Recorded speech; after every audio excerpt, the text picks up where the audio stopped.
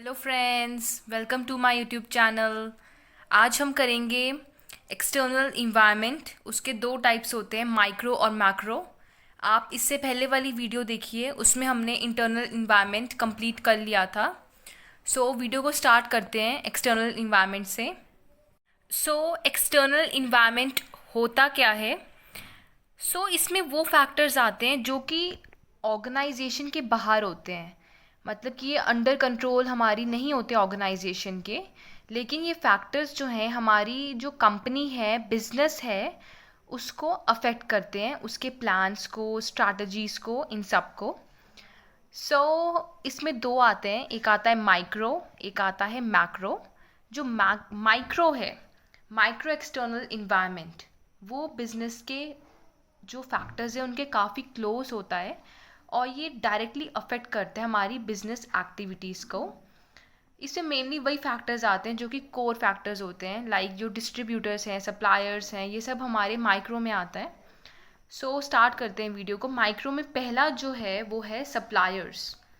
Suppliers में जो suppliers किसको कहते हैं? फर्स्ट ऑफ ऑल, सप्लायर वो होता है जो कि रॉ मटेरियल सप्लाई करता है, पर्सन, या फिर जिसने हमें गुड्स सप्लाई करे, जिसके पास रॉ मटेरियल है उसने हमें वो सप्लाई करा।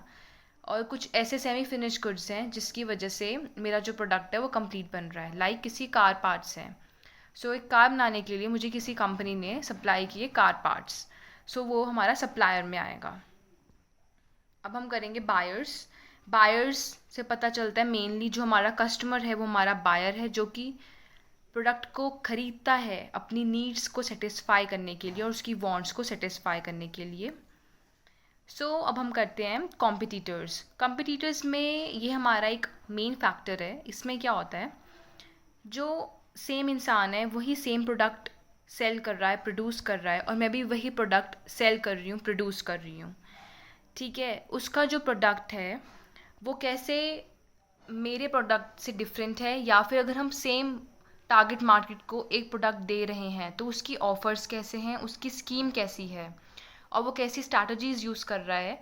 जैसे मैं कोई प्रोडक्ट सेल कर रही हूँ, मैं एक प्रोडक्ट नॉर्मली दे रही हूँ, ठीक है, लेकिन जो दूसरा कंपटीटर है वो उस प्रोडक्ट के साथ कुछ साथ में फ्री स्कीम करके दे रहा है। इससे क्या होगा, मेरी जो मार्केटिंग एक्टिविटीज़ है, स्ट्रैटेजीज़ है, उसके ऊपर अफेक्ट पड़ेगा। ओके। अब हम करेंगे स्पेशल ग्रुप्स।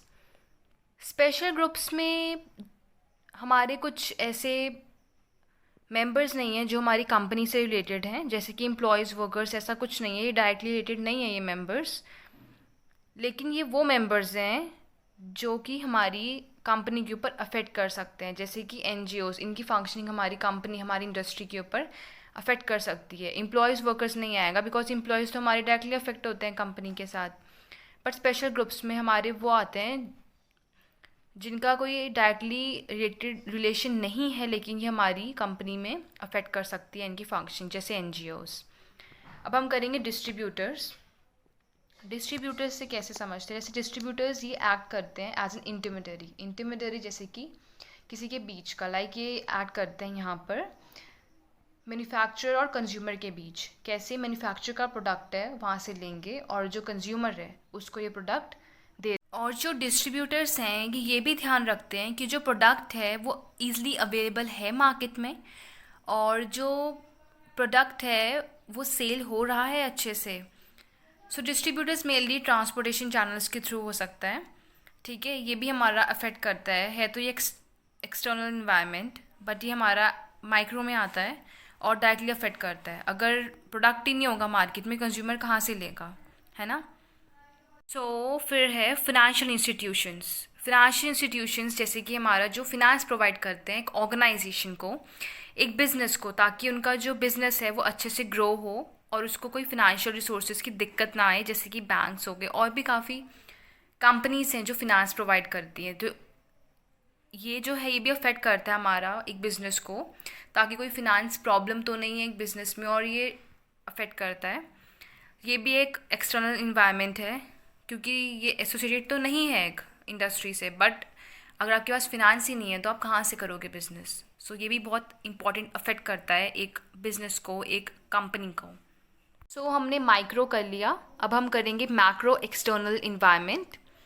इसमें एक्सटर्नल फैक्टर्स आते हैं जो कि डिफरेंट इन्वायरमेंट से बिलोंग करते हैं, but yes they have a impact on our marketing strategies, on company, on industry. और ये माइक्रो इन्वायरमेंट से वाइडर होता है मैक्रो इन्वायरमेंट। सो इसमें फर्स्ट है जैसे कि पॉलिटिकल इन्वायरमेंट।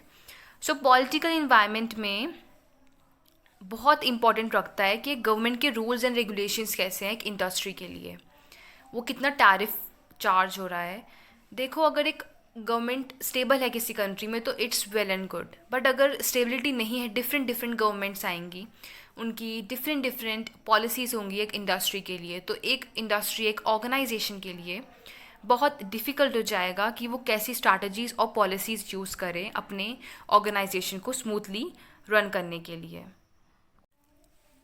सो अब हम करेंगे economical environment. Yes, economic environment भी एक एक्सटर्नल फैक्टर है, बट इसकी जो अफेक्ट है ये डायरेक्ट हमारी इंडस्ट्री पे करता है, because whole industry depends upon the economy. I hope friends आप स्क्रीनशॉट ले रहे हो ना साथ साथ। सो जो इकोनॉमिकल इन्वायरमेंट है उसमें हमारे बहुत अफेक्ट करता है कि हमारी इकोनॉमिक सिस्टम कैसा है, वहाँ पे रिफॉर्म्स कैसे यूज़ हो रहे हैं और वहाँ की इकोनॉमिक प्लानिंग कैसी है, तभी हमारी इंडस्ट्री के ऊपर ये अफेक्ट करता है। नाउ अब हमारा है थर्ड में सोशियो कल्चरल इन्वायरमेंट। सो नाम से पता चल रहा है सोशियो कल्चरल इन्वायरमेंट, जो कि सोशली इन्वायरमेंट है, अफेक्ट करता है किसी भी इंडस्ट्री के ऊपर। इसमें जैसे हमारा किसी एथिक्स है, एक कंट्री है, उसमें डिफरेंट डिफरेंट पीपल रहते हैं, डिफरेंट डिफरेंट रिलीजन से, कल्चर से, ट्रेडिशन से, एथिक्स से। सो ये डिफरेंट डिफरेंट अफेक्ट करता है हमारी किसी ऑर्गेनाइजेशन के ऊपर। कैसे, जैसे कि एक एक कल्चर है, लाइक डिफरेंट डिफरेंट कल्चर्स है, हमारी कंट्री कहते हैं ना डिफरेंट डिफरेंट कल्चर से भरी पड़ी है, यहाँ पे हर तरह के लोग हैं।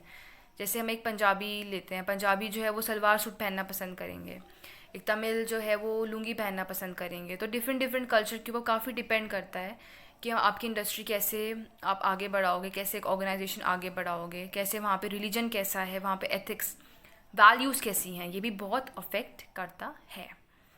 नाउ हम करेंगे टेक्नोलॉजिकल इन्वायरमेंट। टेक्नोलॉजिकल इन्वायरमेंट में ऑब्वियसली कस्टमर वो प्रोडक्ट लेगा जिसमें बहुत इनोवेशन से और न्यू टेक्नोलॉजी यूज़ की हुई है, ताकि उसकी जो सेटिस्फाई हो, उसकी नीड्स हों, वो आराम से सेटिस्फाई हो सकें। सो ये बहुत अफेक्ट करता है हमारे बिजनेस के ऊपर, ड्रास्टिक चेंज आता है टेक्नोलॉजी का एक इंडस्ट्री के ऊपर, एंड यस एक ड्रास्टिक इंक्रीज भी हो सकता है उस प्रोडक्ट के ऊपर। ओके, आओ अब हम करेंगे जोग्राफिकल इन्वायरमेंट। इसमें जो है हमारा रीजन्स, जोग्राफी से क्या समझते हैं, जोग्राफी जैसे कि आप कहाँ रह रहे हो इसका बहुत इफेक्ट पड़ता है, आप किस रीजन में रह रहे हो, किस लोकेशन में रह रहे हो, कैसा क्लाइमेट है। जैसे कि एक एग्जांपल लेते हैं, जैसे ब्रेड है, फॉर एग्जांपल वो उत्तराखंड में 25 रुपीज़ की मिल रही है, बट उसमें लिखा है आउटसाइड उत्तराखंड वो आपको 27 की मिलेगी। सो ये बहुत अफेक्ट करता है, एक जोग्राफिकल लोकेशन हो, रीजन आप कहाँ रह रहे हो, क्लाइमेट कैसा है। अब जहाँ जैसे आप शिमला रह रहे हो वहाँ पे ज़्यादा ठंड होती है, बर्फ़ होती है, तो वहाँ पे आपको हीटर्स और गीज़र्स बहुत प्रोवाइड होंगे। अगर आप प्लेन्स में रह रहे हो, वहाँ गर्मी है, तो वहाँ पे एसीज़ का काफ़ी डिमांड होगा। नाउ जो हमारा मैक्रो में लास्ट है वो है डेमोग्राफिक इन्वायरमेंट। डेमोग्राफिक इन्वायरमेंट से हम कैसे समझे, जैसे जो हमारा मेन मोटो है वो है कस्टमर का नीड्स एंड वांट सेटिस्फाई करना। तो कस्टमर की एज क्या है, टीन एज है, एडल्ट है, बहुत इंपॉर्टेंट है जानना। वो जेंडर फीमेल है, मेल है, बहुत इंपॉर्टेंट है जानना। ऑक्यूपेशन क्या करता है, बिजनेस है, प्रोफेशन है, कैसा प्रोफेशन है, फैमिली साइज़ क्या है, उसका इनकम लेवल कितना है, उसके हिसाब से हम प्रोडक्ट बनाएंगे। तो डेमोग्राफिक इन्वायरमेंट है तो एक्सटर्नल, बट बहुत इफेक्ट करता है हमारी एक इंडस्ट्री के ऊपर।